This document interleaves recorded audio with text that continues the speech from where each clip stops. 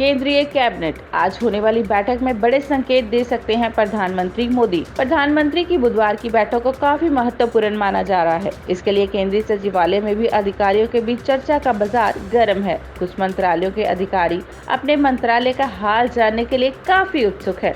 जानकारी के अनुसार केंद्रीय मंत्रिमंडल के फेरबदल और विस्तार की दिशा में ये अंतिम बैठक है। इसमें प्रधानमंत्री अहम निर्णय लेने के साथ बड़ा संदेश दे सकते हैं। माना जा रहा है कि बैठक के बाद 14 जुलाई तक मंत्रियों से उनका इस्तीफा लेकर मंत्री परिषद के विकास व कुछ मंत्रियों के विभागों में बदलाव की प्रक्रिया शुरू हो सकती है।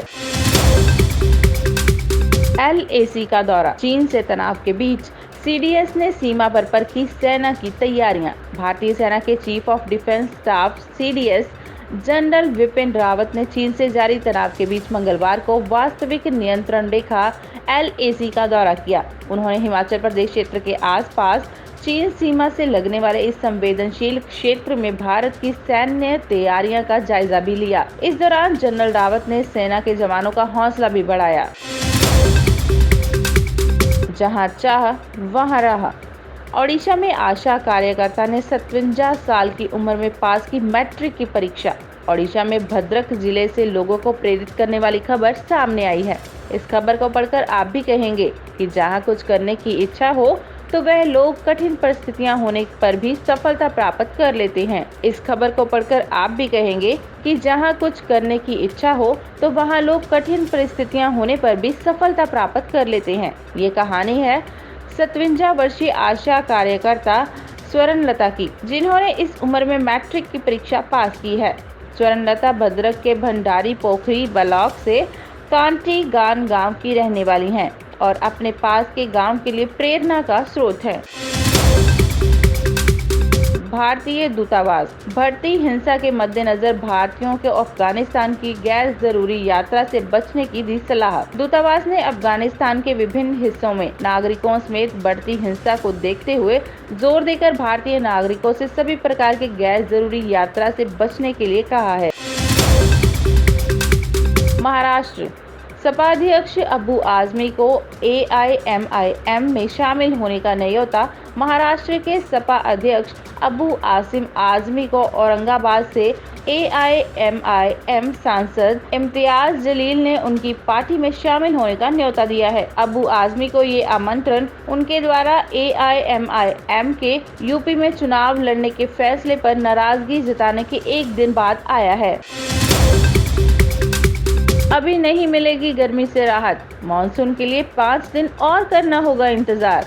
राजधानी दिल्ली समेत समूचे उत्तर भारत को गचा देकर मानसून अपने अंतिम पड़ाव बाड़मेर सामान्य से 2 हफ्ते पहले पहुंच गया। आमतौर पर दिल्ली, यूपी, पंजाब और हरियाणा को भिगोने के बाद मानसून 10 जुलाई तक बाड़मेर पहुंचता था। मौसम विभाग के मुताबिक दिल्ली वासियों को अभी तपती गर्मी का सामना 5 दिन और करना पड़ सकता है। धर्म परिवर्तन मामला, सिख डेलीगेशन ने किशन रेड्डी से की मुलाकात। जम्मू कश्मीर में लव जिहाद कानून बनाने की मांग। पंजाब विधानसभा चुनाव, केजरीवाल ने बिजली को बनाया मुद्दा, लेकिन तरकश में बाकी है ये तीर। विपक्षी दलों ने बोला हमला। 300 यूनिट तक मुफ्त बिजली के ऐलान के बाद पंजाब की सियासत में नए करंट का संचार हो गया है। अरविंद केजरीवाल आने वाले दिनों में कई और मुद्दों को लेकर बड़ा ऐलान कर सकते हैं। विपक्षी दलों की निगाहें भी केजरीवाल के अगले कदम पर टिकी हुई हैं। नवजोत सिंह सिद्धू की किरकिरी, हाईकमान से मिलने की थी चर्चा। राहुल गांधी बोले मैंने नहीं बुलाया। सिद्धू के करीबियों ने सोमवार को मीडिया में ये खबर फैलाई कि नवजोत सिद्धू को प्रियंका गांधी और राहुल गांधी ने मिलने के लिए बुलाया है। राहुल गांधी ने मंगलवार को नई दिल्ली में मीडिया से बातचीत के दौरान साफ कर दिया कि उन्होंने सिद्धू को मिलने के लिए नहीं बुलाया। खुशखबरी, राजस्थान में आज से पाबंदियां खत्म। 75 दिन बाद पुष्कर अजमेर पहुंचने लगे लोग। राजस्थान में अनलॉक के बाद मंदिर, मस्जिद, गुरुद्वारे समेत अन्य सार्वजनिक स्थानों को खोल दिया गया है। करीब 2.5 महीने से बंद पड़े धार्मिक स्थल खुलने के बाद श्रद्धालुओं के चेहरे पर खुशी है। मनाली लेह मार्ग पर बनेंगे 9 डबल लेन पुल, सीमा तक आसानी से पहुंचेगी सेना की रसद।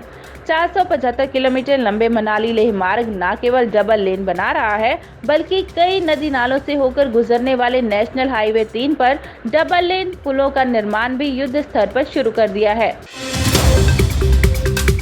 ब्लैक फंगस के बाद अब CMV इन्फेक्शन का खतरा, गंगाराम अस्पताल में 5 केस मिले। अब कोविड के बाद मरीजों में साइटोमेगालो वायरस CMV का भी संक्रमण देखा जा रहा है। इसकी वजह से मरीजों के स्टूल के रास्ते से ब्लीडिंग हो रही है।